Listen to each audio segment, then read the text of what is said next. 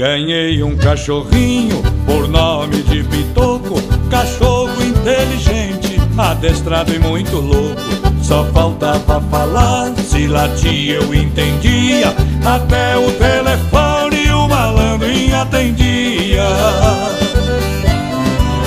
O meu vizinho um dia cismou da mão, que quando ele saía chegava o Ricardão. Me procurou pra acabar com a traição, emprestei o meu cachorro pra ter a confirmação. Liguei pra lá, Pitoco atendeu, tem alguém aí?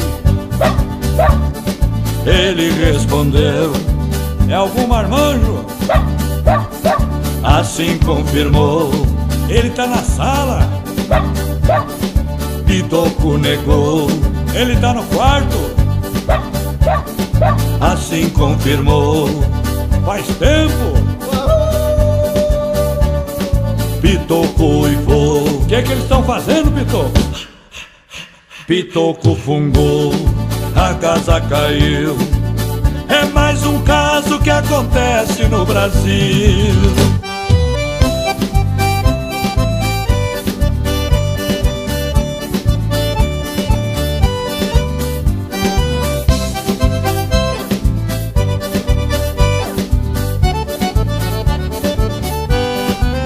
O meu vizinho um dia cismou da mão, que quando ele saía chegava o Ricardão.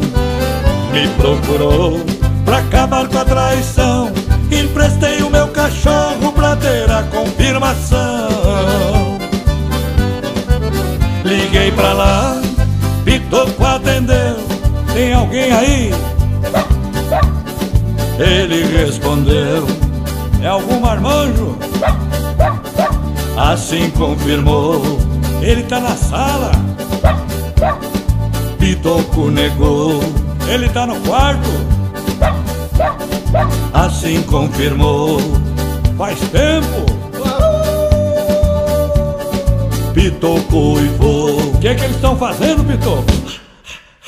Pitoco fungou, a casa caiu. É mais um caso que acontece no Brasil.